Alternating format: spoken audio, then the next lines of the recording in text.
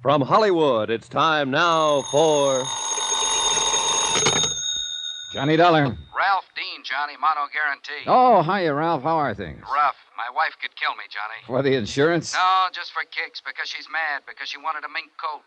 In short, she's a woman. I couldn't buy her a mink. I don't make that kind of money. You know how it is in the insurance game. Oh, sure, I know, Ralph. You're down to your last yatch. So what happens yesterday? I lose 80 mink coats, silver blue, worth $100,000. Gone, snatched, disappeared. Warehouse robbery? Check. Bandley Furriers out in Los Angeles.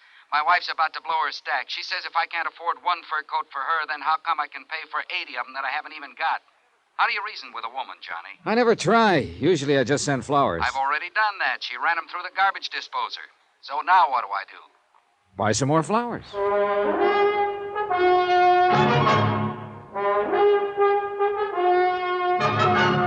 Tonight, and every weekday night, Bob Bailey in the transcribed adventures of the man with the action-packed expense account, America's fabulous freelance insurance investigator. Yours truly, Johnny Dollar.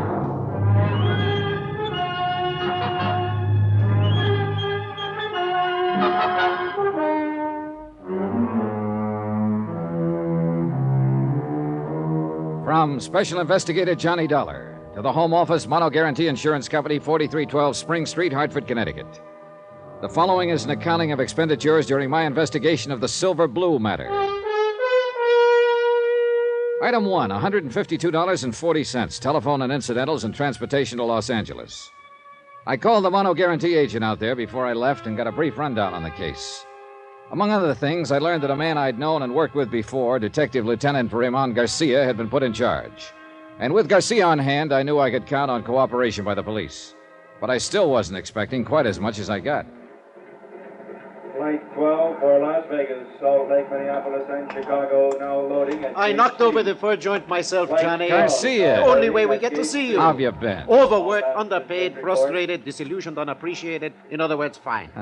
Got your luggage yet? It's coming right there. Good. We ought to get moving. I've got a squad car outside. What's all the rush? We've got a guy downtown in the hospital I figured you'd want to talk to. Well, he'll wait, won't he? He'd probably like to, if he had any choice. He's dying? Kinda looks that way. He's one of the 2 night watchmen the gang slugged when they broke into the warehouse. And he's our big one, Johnny. He's all we've got. Has he been able to talk? Couple of sentences during the night. He's got to talk. What do you mean? He's the only one who got a look at them. When he did talk, what did he say? Gibberish, mostly. He did say one thing, though. They were kids. Just a gang of kids. Oh, that's going to make it rougher. Yeah, in a lot of ways. What do you mean? You'll find out later, Johnny. Come on, let's go.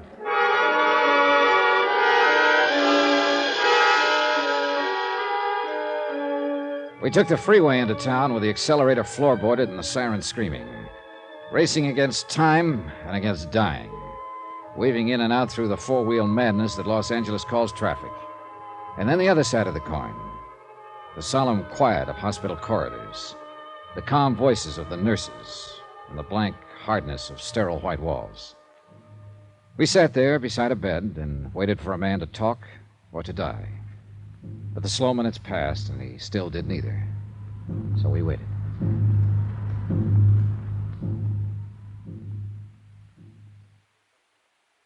Guess that shot the doctor gave him is not going to have any effect. Apparently not. It's a crazy world, Johnny. No, just the people in it. I mean, yesterday, we'd never even heard of this guy. I still don't know his name. And 24 hours later, here we are. A couple of strangers sitting around watching him die. It's here on his chart at the head of the bed. Albert Christmas. Strangers. Not even family or friends. He didn't have any family or friends. He lived alone in a furnished room. Worked alone, too, except for one partner. So, a gang of punks jump him and bust his head open. I'm a bad cop, Johnny. I get sentimental about things like this. How'd they work it, Garcia? It's a warehouse district. The streets are practically deserted at night. A police prowl car checks the street once about every 40 minutes, and they hit at 1:10 a.m., 3 minutes after the police had passed. Sounds professional. No, just a smart bunch of kids. The only fur they seemed to know was mink. They passed up a dozen or so chinchillas worth twice as much. How'd they get in? I don't know. Chrisman hasn't been able to tell us. They must have tricked him into opening the door. What about Chrisman's partner? He was making his rounds. They slipped up behind him and slugged him. He didn't see them. He didn't know what hit him. And nobody outside in the street saw anything? Saw them leave with the furs or anything? Nope. Or if they did, they're not saying anything. Oh, it's a rough one, Johnny. We haven't got a thing to go on. Except Chrisman here. The shape he's in, that's only a straw. If he recognized any of them, if he lives long enough to identify... At least the poor devil can groan. I don't know. I think he's closer to being conscious right now than he's been in the last hour. Maybe you're right. Chrisman? Order? He wants a drink. Yeah, here you go. That enough? You want some more? Who are you? This is Johnny Dollar, insurance investigator from Hartford. I'm Lieutenant Garcia, L.A. Police. Warehouse. The kids. It's all right now. You're in the hospital now. It's going to be all right. My head. Do you feel like answering a few questions, Mr. Chrisman? It won't take long. Those kids, how did they get in? Telegram. Telegram? He showed me the telegram through the window. Yes? When I opened the door, one of them hit me. Did you get a look at the boy who showed you the telegram? Yes. I saw him. Yeah? 18, 19. What did he look like? 5'9", 10. Dark skin, black hair, How was he dressed? dark jacket. Hard to think. Any scars? Anything unusual about him? No. My head. Are you sure? Sure. Would you recognize him if you saw him again? Yes. Any of the others? No. The only one. There was a mark on his arm. What kind of a mark? My head. Oh, my head What kind of a mark on his arm? hurts too bad. I...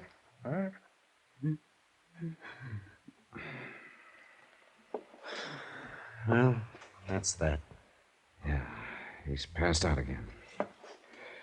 Well, we got a description. Only one thing wrong with it. What? Right in that area, there are about 50,000 kids who fit it.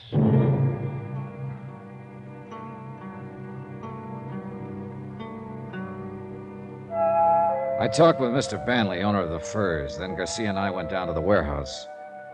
It stood on the fringe of the river bottom section, fronting the railroad yards and backed up by block after block of weather-beaten slum shacks.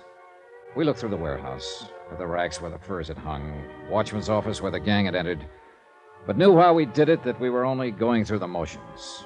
The police technicians had already been over the place inch by inch, and they'd found exactly nothing. Finally, we stepped out the door into the street. A drab gray street, cluttered with things cast off and discarded, dusty and hollow. There's the story of this whole district down here, Johnny. Right there in that street. Yeah.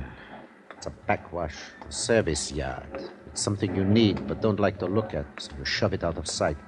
People you need but don't want around. It's the same with them. You grew up down here, didn't you, Garcia? Yeah, I grew up down here.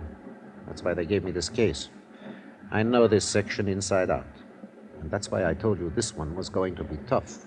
I think I get the general idea. Those kids came from that slum there to the east. One gets you 9 on that. The people who live there aren't on our side, Johnny. If they do know anything, they won't talk, is that it? They wouldn't tell a cop the time of day. I don't mean they're criminals. Most of them aren't.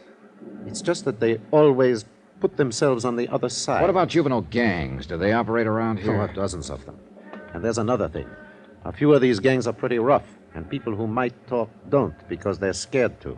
Oh, it's a great setup, Johnny. A fine place to look for $100,000 in furs. You know, I've been thinking about the fact that they knew exactly the time to hit.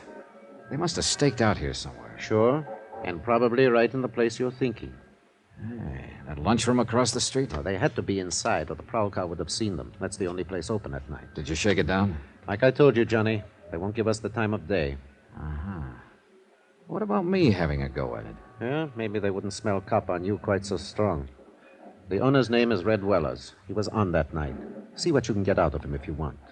I think I will. By the way, Johnny, I know you insurance guys make deals sometimes, no questions asked, just to get the loot back. Sometimes, yeah. Well, before you make any deal on this one, you better remember one thing. Chrisman may die.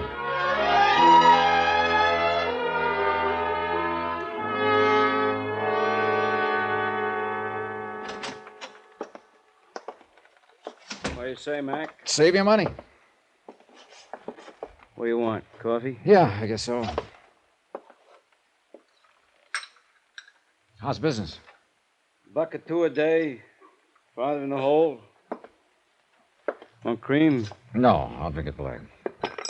Want a sinker with it? No, thanks. Are you Red Willers? So that's it. What do you mean? You're in that fur case, ain't you? Maybe. I thought you was the same one, but I couldn't be sure seeing you across the street. You come up with that cop Garcia a while ago, didn't you? That's right. I'm an insurance investigator. Well, you come to the wrong address, mister. I don't know nothing about nothing. Who was in the lunchroom here just before the robbery? I don't remember. Any young kids here? No, it was all old men with long beards. I see. 10 cents for the coffee. Yeah, they got you real scared, haven't they? Haven't they? I don't know any days. All right, look. You know Chrisman, the watchman over at the warehouse. He comes in. He didn't know any theys either. What about it? Nothing. Except he's dying. I'm at the Wilkins Hotel if you change your mind. Room 312, Johnny Dollar. Sorry, I don't see no use of me dying, too. Follow me, Mac? Johnny Dollar. This is Red. Red Wallace, remember? Sure. You run that lunchroom across the street from the warehouse that was robbed last night. Yeah, that's right. Now, look, Dollar, supposing I tell you what I know about it, what's going to happen to me? Nothing. As long as you weren't mixed up in it yourself. No. I mean the papers and the cops. If it gets out I talked to you, I won't last 24 hours. I think I can take care of that. What do you know about it, Red? That depends on what it's worth to you. I see. I'll have to sell out, get away from this section, so I'll need some dough. You follow me? All right. I'll see you taken care of. Now, just what is it No, it ain't safe. I'm talking from a booth. You stay right there at your hotel. I'll see you in a half hour. Right. Just you. No cops. Yeah, that's right, Mr. Beck. Mr. Beck. 6 quarts of milk and 2 pounds of butter. Sure, right away. Thanks, Mr. Beck. Goodbye. Hello.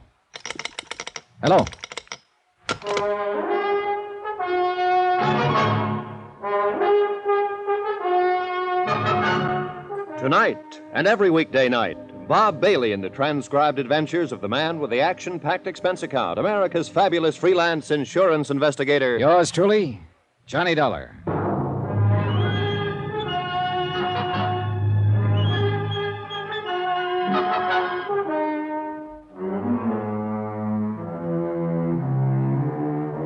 From Special Investigator Johnny Dollar, location Los Angeles, California, to the Home Office, Mono Guarantee Insurance Company, Hartford, Connecticut. Assignment, the Silver Blue Matter. Expense account continued. Item 4, 20 cents, a phone call to my friend Lieutenant Garcia of the L.A. Police, and a call to Queen of the Angels Hospital. Albert Chrisman, the night watchman who was slugged by the gang of teenage hoodlums during the warehouse robbery, was still unconscious. And Chrisman, unless Red Weller was ready to talk now, was the only lead I had toward finding $100,000 worth of silver blue mink coats. I waited 2 hours and a half for Red Weller, but he didn't show.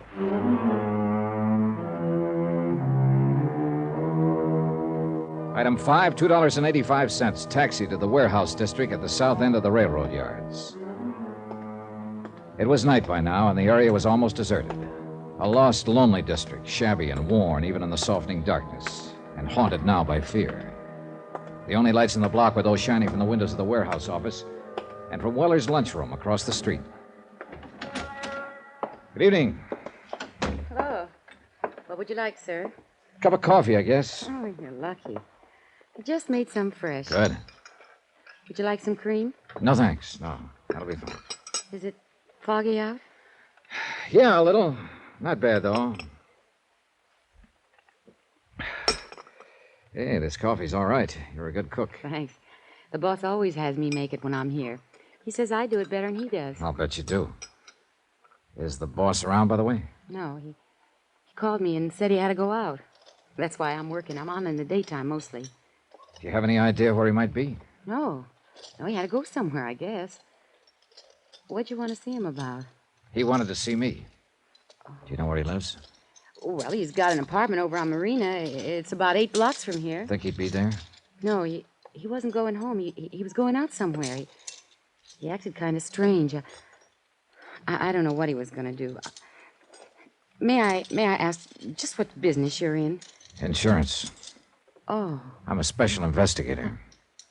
What do you mean? I'm working for the company that insured those furs. Oh. The furs that were stolen the night before last from the warehouse across the street. Oh. Something wrong? Oh, no. No, of course not. I don't know what you mean. Oh? Can I help you gather up that silverware? Oh, no, that's all right. I don't know what happened. Just careless, I guess. Yeah. Do you live around here somewhere? Well, yes, on Dalton, 3 blocks up. What's your name? Carla Monte. Why are you asking? How long have you worked here, Carla? About a year. Do many teenagers hang out here? What do you mean? Kids, 17, 18, 19. Do many of them come in here for coffee, hamburgers? Well, sometimes, yeah. I've never noticed much. Know any of them? No. I don't know any of their names. Are you sure? I don't ask them their names. Did I ask you your name? It's Dollar, Johnny Dollar. Well, I still didn't ask you. If you want to tell me your... What are you scared of, Carla? Nothing. I'm not scared. You're not? Of course not. Why would I be scared? For the same reason your boss is, Red Weller. He was scared when he talked to me this afternoon and when he phoned me later. I don't know what you're talking about. Oh, yes, you do. That's why he didn't come to my hotel. He was afraid to. And why did you drop that silverware when I told you who I am? Because you're scared half to death. No. What's the matter with you people down here? What are you doing, crawling into a hole because a half-grown gang of hoodlums starts throwing their weight around? You don't understand. Then suppose you tell me about it. Do you think that's any kind of an answer in the long run? To pull the covers up over your eyes and let them do as they please and just keep hoping they'll leave you alone? All you're doing is making things worse. Oh, you don't know how it is. You don't have to live here. No, I don't have to live here, but I know how it is. Because I've seen it in other places where the mobs managed to take over. And if you let it happen here, then you'll really have something to be scared of. Maybe they've already taken over. Oh, a bunch of kids with a gripe on running in packs so they feel safe? Is that the kind of mob you mean, Carla? No. They're not a mob yet, but they will be if they're not stopped. It seems to me you'd have some sense of responsibility to them, if nobody else. Maybe if other people had a sense of responsibility, kids wouldn't have to grow up in a place like this. Have you ever thought of that, Mr. Dollar? Yeah, I've thought of it. But it doesn't hold water. You'd think so if you lived here. All right, so it's a slum district. And sure, these kids start out with a strike on them. But that's a pretty weak excuse for joining up at criminal bands and terrorizing a whole neighborhood, for slugging people and looting warehouses. Yes, I know. Most of them find other answers. It's only a small minority that turns to crime. But if you let them get away with it, others will join them and they'll grow until finally it's too late. Well, Carla, still nothing to tell me? I can't. I just can't. I see. Well, there's a quarter for the coffee. Keep the change. Good night, Carla. Wait. Yeah? Mr. Dollar, suppose I knew someone who might be able to help you. I mean, who might know something about the robbery. Innocently, of course. If you talk to this person and they agreed to help you, could you keep them out of it? Depends on the circumstances. I'd do all I could, that much I promise. I don't know. I'm not sure. You're not sure of what? Of you. Oh, I know better when I stop and think, but I've lived in this neighborhood too long. Lived with these people and... I'm bound by the law like any other citizen, and I won't break it to help somebody cover up a criminal act. But I figure it's up to me sometimes to decide whether a thing is a criminal act. And if a person seems to deserve it, well, I can be pretty lenient. You promise? What you just said? Yes, I promise. I've got to trust you. I've got to trust someone. Do you know such a person, Carla? Yes. Do you know where to find them? I think so. Well, I'm sure they'll be at one of 2 or 3 places. Not very far from here. And who is this person? Someone who grew up around here. A boy, 19. What boy? My brother.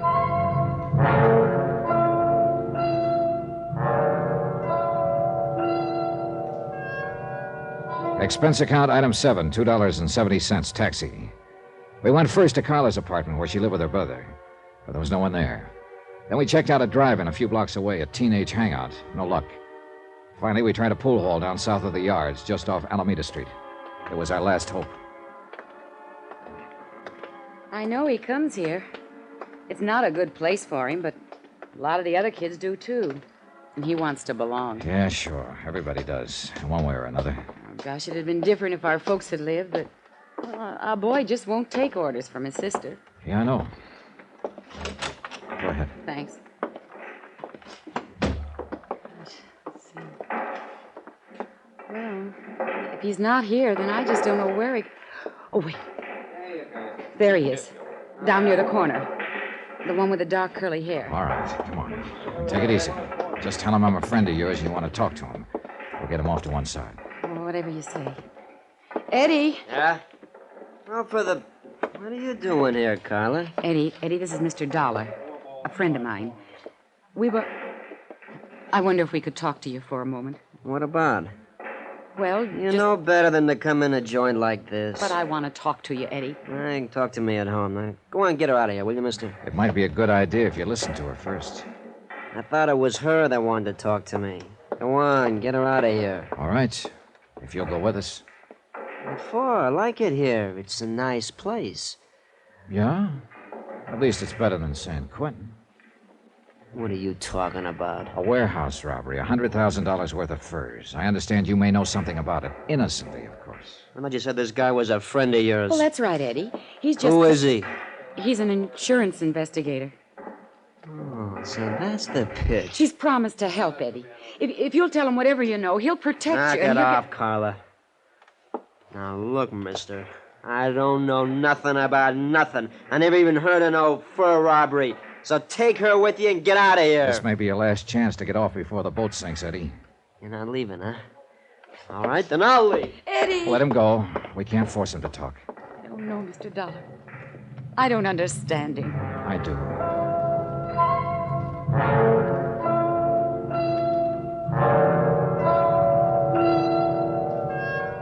Item 8, 10 cents. Phone call from the pool hall to Lieutenant Garcia at police headquarters. He said there was no change in Albert Chrisman's condition yet. He was still holding on, and he still hadn't talked. But there had been another new development, a big one. And when I joined Carla in the taxi outside, she knew it by the look on my face. What's wrong, Mr. Dollar? Now, look. How sure are you that your brother wasn't mixed up in that robbery? Well, I want the truth. I'm afraid he was mixed up in it. Then brace yourself, Carla. Your boss, Red Weller, who was going to tell me what he knew about it, was found murdered in an alley an hour ago. Johnny Dollar. Wake you up, Johnny? Oh, Garcia. No, just finished breakfast. Oh, you special investigators do live. Suppose that insurance company of yours could put me on expense account? Maybe. If you found that $100,000 worth of stolen furs. Just a matter of time, Johnny. Now you're talking like a police lieutenant. How soon can you come down here to headquarters? What's up? Has the watchman talked? Chrisman? No, he's still in a coma. But I want to know some more about that kid you mentioned on the phone last night. Eddie Monty. Yeah. Well, I don't know. That was told to me in confidence. Look, Johnny, I'm going to talk to you like a policeman for a minute. A man named Weller was knifed to death last night. You told me yourself his death is probably tied in with that warehouse robbery.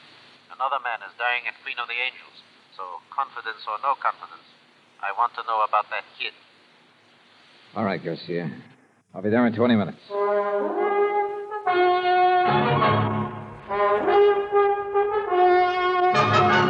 Tonight and every weekday night, Bob Bailey in the transcribed adventures of the man with the action-packed expense account, America's fabulous freelance insurance investigator. Yours truly, Johnny Dollar.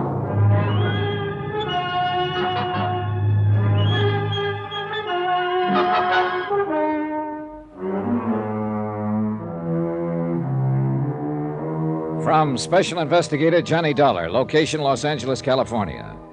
To the Home Office Mono Guarantee Insurance Company, Hartford, Connecticut. Assignment, the Silver Blue Matter. Expense account continued. Item 10, $1.45. Taxi from my hotel to the police headquarters office of Lieutenant Garcia. The early morning fog was starting to lift, and the city sprawled beneath a slate-gray sky. The filtered sun should have softened things, but didn't. Gray sun, gray world, drab and dreary, and a case to match. Teenagers, not a gang of hardened criminals. A bunch of wild kids who'd broken into a warehouse and stolen 80 fur coats, silver blue mink. A night watchman had been slugged and lay dying in the hospital. And a lunchroom owner named Red Weller had been stabbed to death the night before. So it couldn't be called kid stuff. That term doesn't apply to murder. Run those 4 cards through, Joe. See what you can make on them. Thanks. Come on into the office, Johnny. This madhouse out here get you frazzled before you know it. Oh, you police detectives have it pretty soft, Garcia. That's news to me. Teletypes, photo files, record cards, crime labs. How'd you like to try working alone? On your expense account, I could suffer the hardship. Now, let's go in here. Have a seat, Johnny. Thanks. Yeah. Did I put the fear of the Lord in you on the phone? You were real impressive. Well, the chief was breathing down my neck. Then I'll stop trembling. Kidding aside, Johnny, I've got to know just how that Monte boy figures in this. Did I say he even figured in it at all? No. You just wanted some information on him. But he figures all right. You didn't come out here from Hartford to look up the nephew of an old friend. Oh, I've done crazier things at times. He's got a record. You know that? No. Petty stuff. No convictions. Gang brawls, auto pilfering, vandalism, intoxication. Interrogative attitude, sullen, hostile, antisocial. Yeah, that's quite a nephew you've got, Johnny. Black sheep of the family. What's the story? How did you get onto this kid? Look, amigo, I made a promise on this. I hate to break it. It's murder, Johnny. This kid's sister worked for Red Weller in that lunchroom across the street from the warehouse.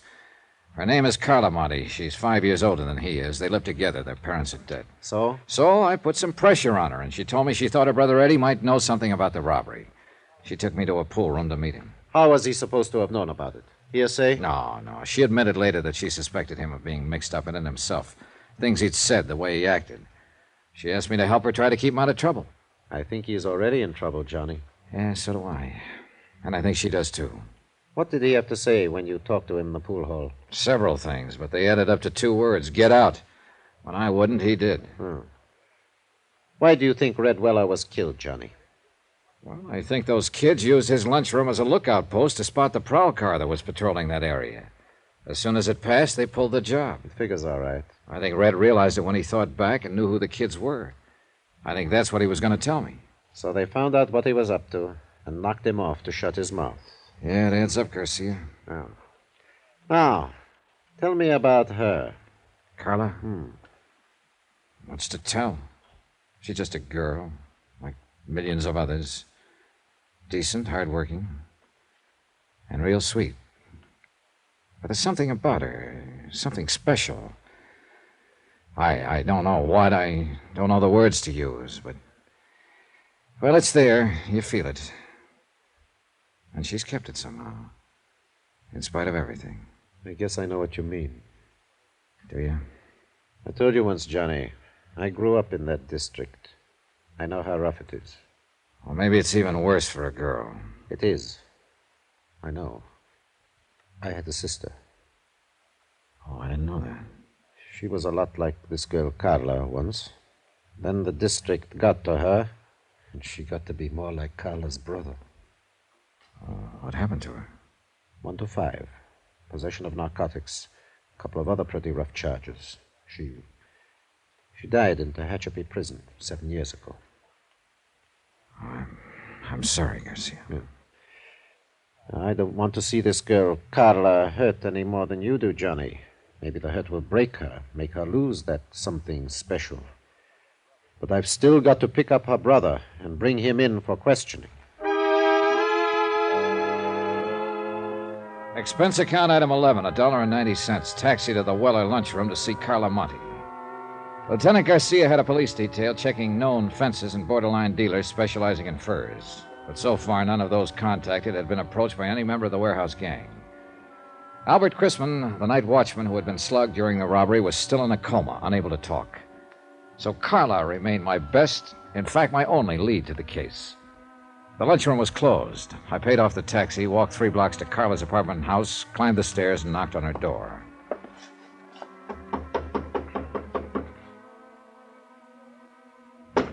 Yes? Who is it? Johnny Dollar, I'd like to talk to you. Oh, all right. Just a moment.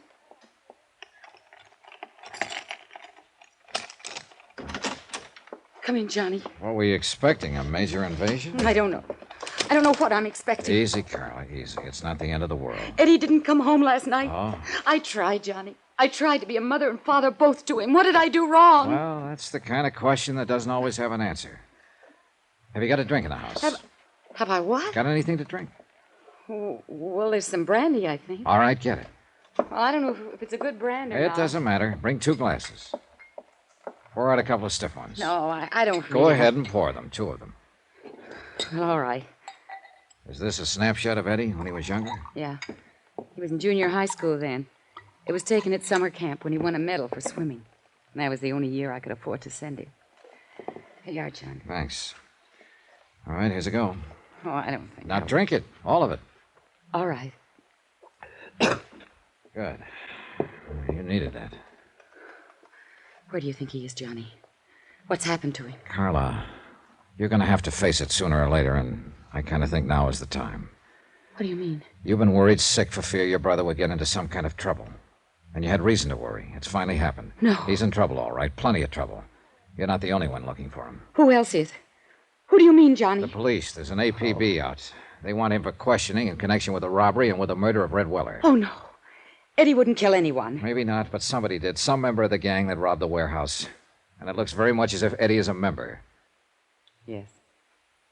I suppose he is. Now, look, Carla. Is there anything you haven't told me about the robbery, I mean? No. I was just suspicious, that's all. Because if there is, let's have it. It's too late to protect him now. The sooner he's taken into custody, the less likelihood of his getting any even deeper. He was out that night. He didn't come home until almost morning. I was worried about it, but I knew it wouldn't do any good to ask him. Do you know who was with him that night? No. Who would be the most likely ones to go along on a deal like that? Any of them. Any of those he's been running around with lately. Any idea where they hang out mostly? Well, just those 2 places I took you to last night. That drive-in and the pool hall. Look, if they did pull that robbery, where do you suppose they take the furs? Well, I don't know. Does Eddie have a car? No, but some of the other boys do. Uh-huh. Carla, would you mind if I looked through Eddie's room? No, I don't mind. It doesn't matter. I guess nothing much matters now. It's gone so far that... Wait. It's Eddie. He has his own key. All right, take it easy now. Be careful, Johnny. Sis, you're gonna have... What the devil are you doing here? Looking for you, Eddie. Yeah? What for? I think you know. Eddie, you've got to give yourself up. Shut up! Because I got you to thank for this jam.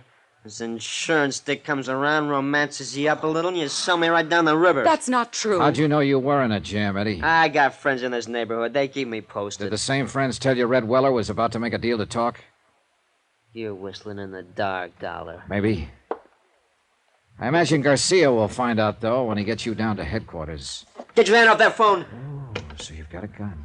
Eddie, don't. Please. Keep out of this. Move back against that wall, Dollar. Put your hands flat against that wall. You keep them there. Give me some clothes, Carla. Come on, make it fast. What are you going to do, Eddie? I said give me some clothes. All right, Eddie. You're wrong, though. You're making a big mistake, Eddie. It's no use running. You'll only... Eddie. What's the matter? Down there in the street. A police car just pulled up. You're lying. Stay where you are, Dollar. I'd kill you, Carla.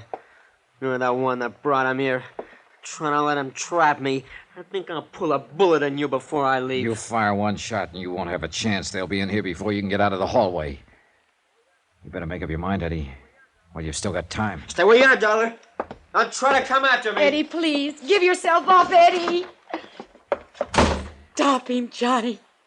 I'm afraid it's a little late. Why did you let him go? There was no choice, Carla. He'd have killed you if I'd moved. Well, you'd better give me that list of his friends. The police will want it. Heaven help him. Yeah.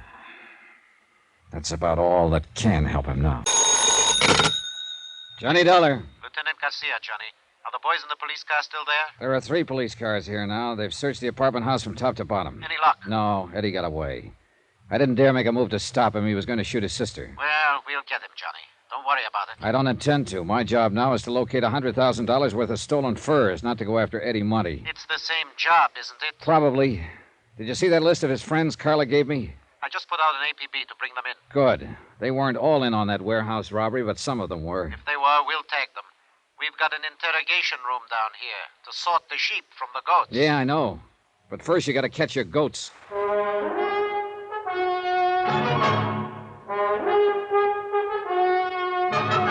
Tonight and every weekday night, Bob Bailey in the transcribed adventures of the man with the action-packed expense account, America's fabulous freelance insurance investigator. Yours truly, Johnny Dollar.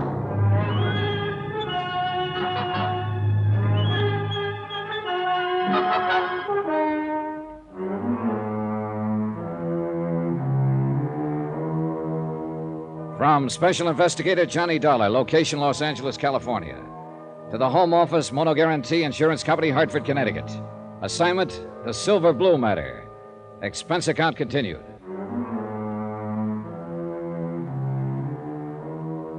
Item 12, 2 cents for the way I felt. I hung up the phone and walked to the window, stood there looking out into the street. The police were leaving the apartment to carry their search for fugitive Eddie Monty into wider territory. And Eddie's sister, Carla, sat huddled in a corner, forlorn, beaten, broken-hearted. From the window, too, the view was anything but cheerful. Dirty, cluttered streets lined by row on row of sagging tenements, drab and gray in the weakening light of late afternoon. This was the slums that had spawned Eddie Monty, raised and nurtured him, made him into a member of a gang, and had now sent him fleeing from the police with a gun in his hand. And the same slum had bred the others of the gang who'd robbed a warehouse of 80 silver blue mink coats, slugged night watchman Albert Grisman into a near-death coma, and had murdered a man who'd tried to give them away. Why, Johnny? What got into him? Why is he ending up this way? I wish I could tell you, Carla. I did something wrong. That's it, of course, but what? Forget it. You did all you could. It wasn't enough. Well, sometimes nothing is enough. And nobody knows exactly why. I loved him. I never thought of him as just a nuisance of a kid brother, the way a lot of girls do. Now, look. You did more than anybody could expect. You were a pretty young kid when your folks died. Too young to have to take on the responsibility of raising a teenage brother. But I tried. I tried hard. And I thought I was doing all right until lately. But now So it didn't work. And what's happened is breaking your heart. Well, that can't be changed. But just remember this one thing. You did the best you could. And that's all anybody can do. So don't blame yourself. Tell me something, Johnny. Yeah? You're wearing a gun. I don't think Eddie knew it when he ran from here. Maybe you couldn't have used it to disarm him. Not when he was on the verge of killing you. But you could have drawn it and killed him. He was careless. He gave you several chances. Why didn't you? I don't know. Thank you, Johnny. I'd like to look through Eddie's room, if you don't mind. All right. I'll go with you. This way. It's down the hall. Thanks. Oh, somehow I still can't believe it. Not the killing, at least. Eddie is just not that kind. Well, a kid gets under pressure sometimes and gets pushed overboard. Maybe we'll know more when they pick him up. What if he tries to resist arrest? You know the answer to that. Oh, I hope he doesn't. Well, here it is. This has been Eddie's room since he was 13. It ought to tell something. The main thing at the moment is to find something that tells where he might go to hide out. And I've also got $100,000 worth of furs to locate. Well, you go ahead and look around. Whatever you want. Okay, thanks. I'll be in the living room. You call me if you want me.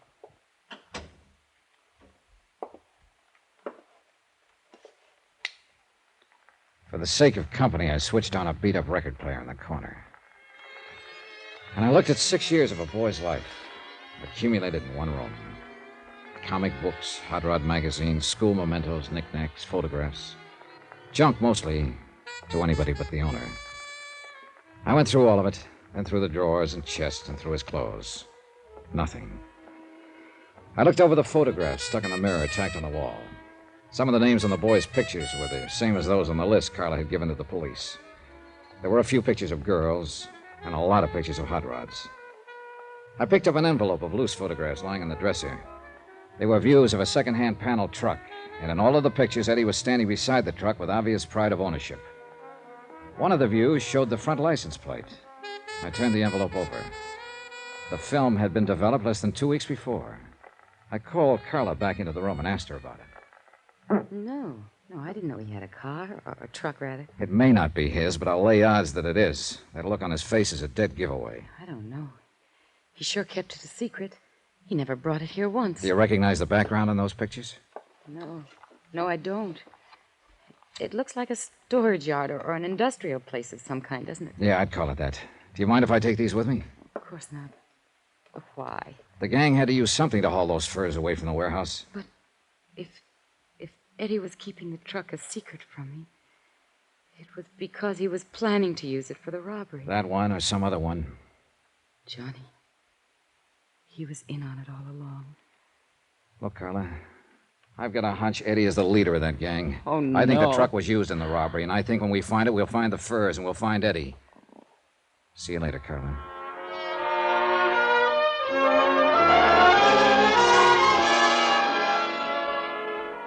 Expense account item 13, $1.85. Taxi fare from Carla's apartment to the police headquarters office of Lieutenant Garcia. Come in. Oh, Johnny, I've been trying to locate you. Oh, what's up? We picked up 2 of those kids on Carla Monte's list. Friends of Eddie's. Wow, that's a start. Not with one of them. He's in the clear. Perfect alibi. We have something on the other one, though. Want to help me talk to him? Yeah, sure.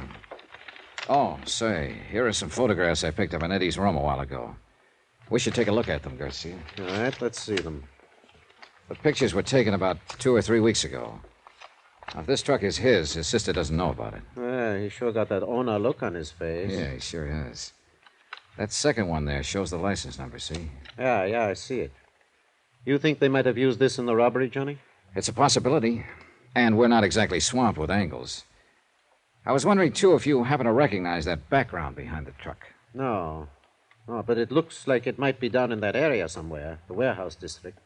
Look, why don't you get some copies made, circulate them, and see if any of your boys can tag the place? Oh, you insurance dicks do get ideas sometimes. Oh, you'd be amazed. All right, I'll do it. And now let's go down and talk to that kid.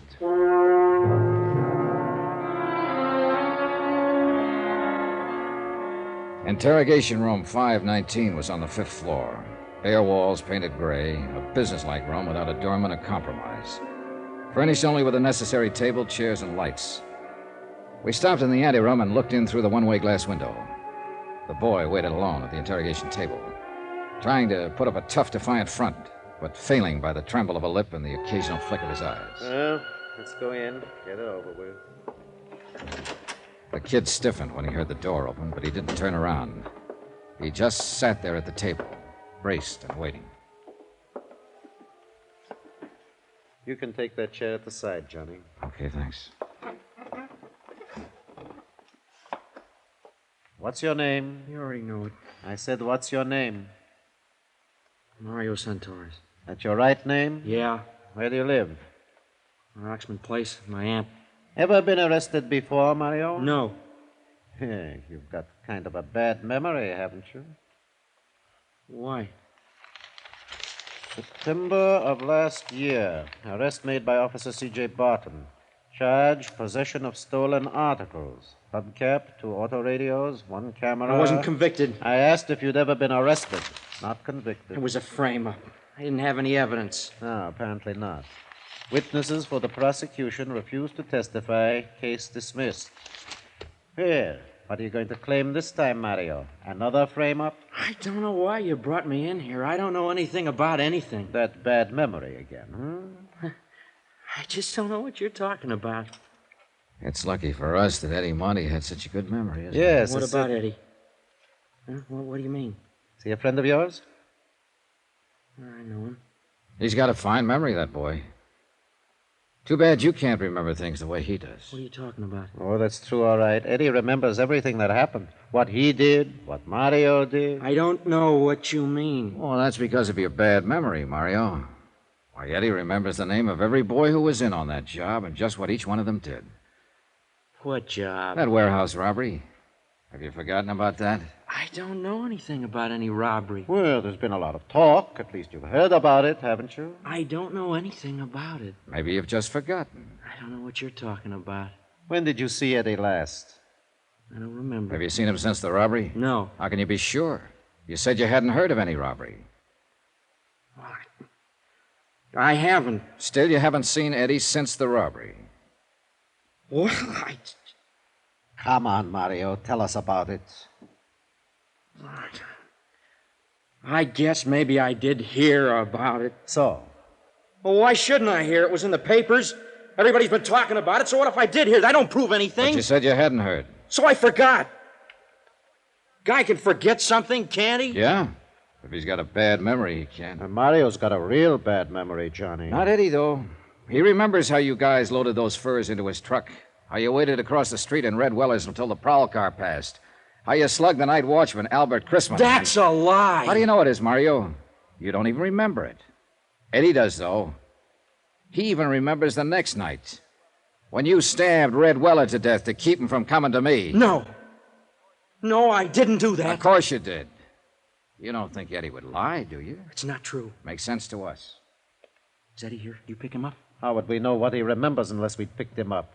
Now, how do you think we got your name? Out of the telephone book? It's not true what Eddie says. Well, if you've got anything to say, we'll listen to it. But I don't think it's necessary, do you, Johnny? No, I think Eddie remembers everything. Let's get out of here. Yeah. He's lying! You listen to me. I'll tell you the truth. I'll get a stenographer. Johnny Dollar speaking, Lieutenant Garcia's office. Johnny, you're the one I was trying to reach. This is Carla Monte. Oh, I was going to phone you later. What's happening? Have they found Eddie yet? Not yet, but the police picked up one of his friends, Mario Santoris. Oh, Mario, I know him. Well, he's been to the apartment lots of times. Was he in on the robbery? Yes, he just made a statement admitting it. And what did he say about my brother? He says Eddie is the one who planned the whole thing. He must be lying. No, Garcia and I are pretty sure he's telling the truth. I'm sorry, Carla. I'm coming down to headquarters, Johnny. There's no use. There's nothing you can do here. At least I can be there when they bring him in or whatever happens. It won't help. You're better off at home. Now, No, Johnny. please. I raised him. Some of the fault must be mine. I can't desert him. I'm going to be there if he needs me. Okay, Carla.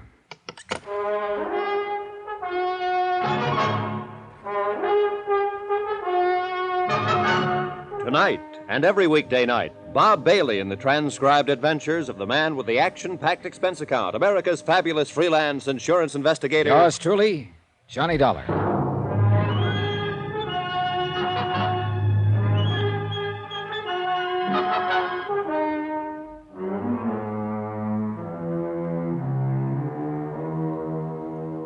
From Special Investigator Johnny Dollar, location Los Angeles, California, to the Home Office Moto Guarantee Insurance Company, Hartford, Connecticut. Assignment, the Silver Blue Matter. Expense account, final page. $100,000 worth of fur coats, silver blue mink, stolen in a warehouse robbery and still missing.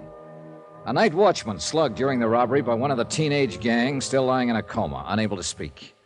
And Red Weller, a man who tried to speak, lay in the county morgue, stabbed to death in a dark alley. But now one of the gang had been arrested, a 17-year-old named Mario Santoris, and he'd finally talked.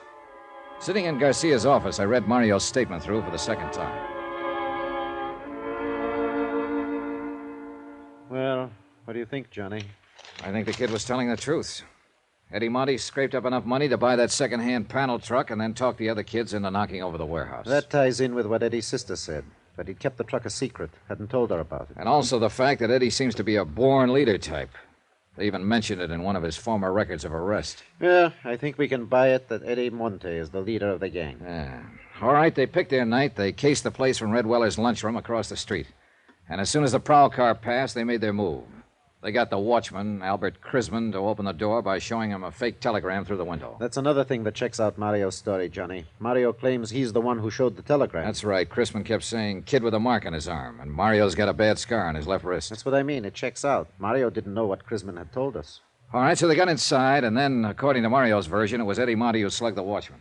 Probably true. Then they jumped the other watchman in the dark and started hauling out the furs, loading them into the truck of Eddie's. They knew they had 45 minutes before the prowl car came back through. By that time, they'd finished and split up, Eddie driving the truck away alone and the others disappearing on foot. Yeah, I think that's about the size of it. And I think Mario's telling the truth when he says neither he nor any of the others know where Eddie planned to hide out the truck. And Red Weller, according to Mario, was murdered by another gang member. What was his name? Chuy Morel. Yeah. Well, if that's true, Eddie Monty is at least clean on the murder charge. If it's true. All you can tag him on is robbery and assault on that watchman. I'm kind of glad of it, Johnny. I feel sorry for that sister of his. So do I. She's a good kid, and she's carrying a real load of guilt. Thinks that she's responsible in some way. Oh, she was only 19 herself when their folks died. How could she be expected to hold him in line? And especially in that district. Yeah. She's on her way down here, by the way. Carla Monte? Yeah. I tried to talk her out of it. Oh, maybe she's as well off hanging around here, though, as she is waiting alone in that apartment. It's a rough deal for her, no matter where she waits. Well, at least we can tell her brother's not in quite as deep as we... Excuse me. Yeah, sure. Garcia speaking. Good. Well, who's the other one? Yeah, bring them on in and book them. I'll talk to them later. And now we... What? When? All right. Keep in touch with me. The boys just picked up Chuy Morel and the other two. That leaves us one to go. Yeah, the big one. Eddie Monte. And he's even bigger now, Johnny. What do you mean? That watchman Eddie slugged. Albert Crisman. What about him? He just died. So it was a different thing we had to tell Carla when she arrived at headquarters. Not that her brother would probably get off on a lesser charge, but instead that an APB was out, that every officer in town had been warned, be on the lookout for Eddie Monty, age 19, armed and dangerous, wanted for murder.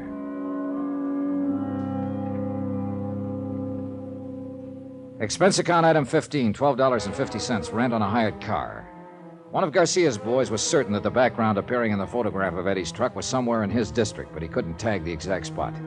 So I decided to cruise that area street by street. Carla Monte, Eddie's sister, went along with me.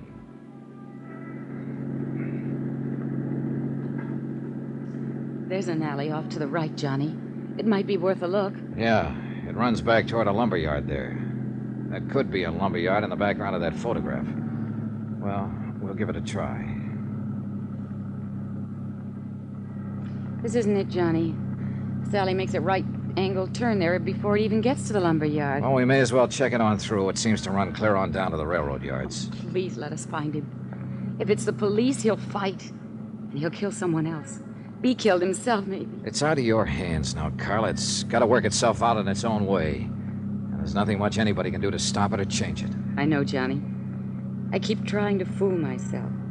All the time, I know. Well, all you can do is hope. Look! That fence ahead of us there.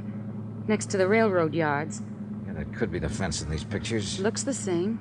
And that storage shed there at the right, that's in one of the shots. Yeah. And that pile of oil drums. This is it, Carla. This is where those films were taken. The truck was parked right at the corner of that shed. Well, it looks as though that off chance paid off. I'm scared, Johnny. Now that it's so close, I'm scared. Don't be. By off chance, I meant just finding the place. He may not have come back here since the day those pictures were taken. You don't believe that, and you know it. Look, Carla, that house back at the corner has a phone. There's a wire running in from the pole. Go back there and use it to call Lieutenant Garcia. Give him the location and tell him to hit the radio and have this whole area blocked off. Got it? Yes. Tell him to cover the railroad yard, too. Sew up this whole section tight. And tell him to make it fast. Johnny. Yeah. Eddie may be watching us from around here somewhere right this minute. I waited until she'd gone. Then I got out of the car and walked toward the shed and the sagging wooden fence that bordered the railroad yards. It was nearly dark now. The high floodlights had been turned on above the crisscross network of gleaming steel tracks. Shadows play tricks at such a time of evening, and I got sudden movements now and then from the corner of my eyes, but, well, yet nothing really moved. And the only sound was the sound of my own footsteps.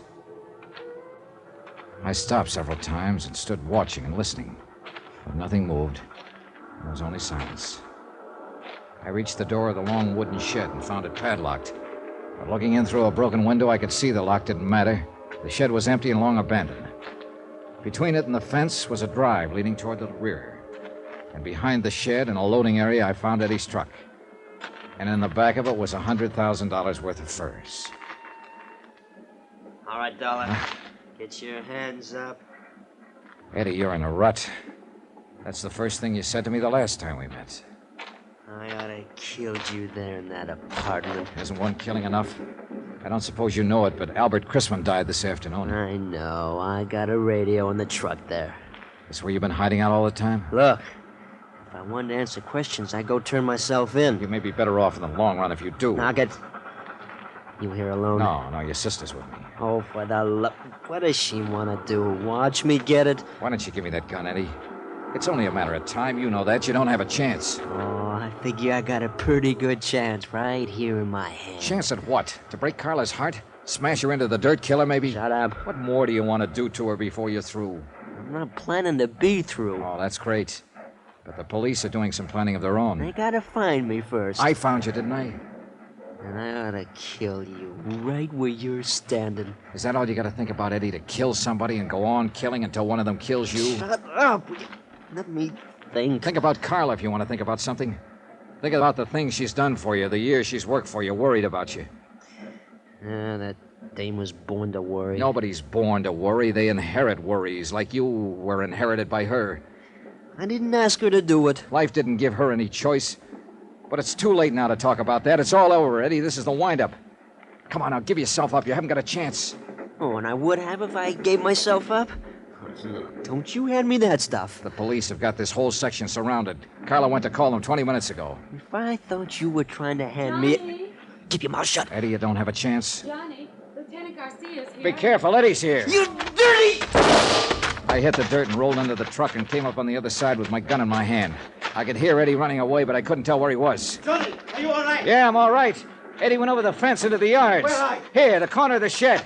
Come on, let's go after him. He can't get through. I've got men working this way from the other side. Where's Carla? Back there somewhere. Come on, we can get through the fence here. Carla, stay where you are. Don't follow us. There he goes, Johnny, behind that line of freight cars. All right, come on. He can't get too far that way. There's a train coming. There he goes! He's going to try to beat it. The crazy Eddie! Santa Maria!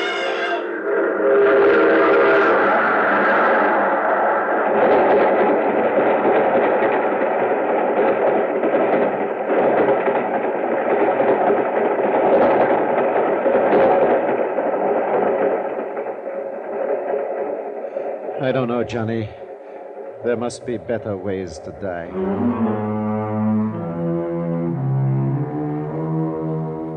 Expense account item 16, $300.60. Hotel and miscellaneous in Los Angeles and transportation back to Hartford. Expense account total, $541.25. End of account, end of report. Remarks? Well, I guess Carla made the remarks for me.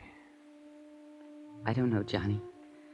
Those 80 fur coats, they'll go back into stock now. And they'll be sold to women who'll wear them to parties and dances and nightclubs. And they'll be happy in them. And they'll never know about Eddie or about me or what happened here tonight. Yours truly, Johnny Dollar.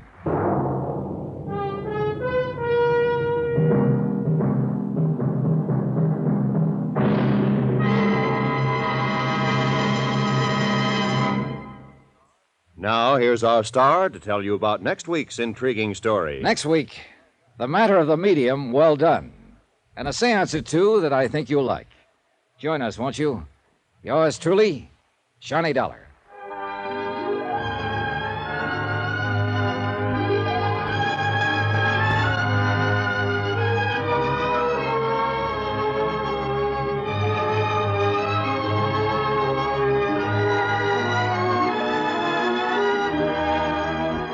Yours truly, Johnny Dollar, starring Bob Bailey, is transcribed in Hollywood. Written by Les Crutchfield, it is produced and directed by Jack Johnstone. Heard in this week's cast were Lucille Meredith, Edgar Barrier, Victor Perrin, Jack Crucian, Tommy Cook, and Richard Crenna. Musical supervision by Amerigo Marino. Be sure to join us on Monday night, same time and station, for another exciting story of yours truly, Johnny Dollar. Roy Rowan speaking.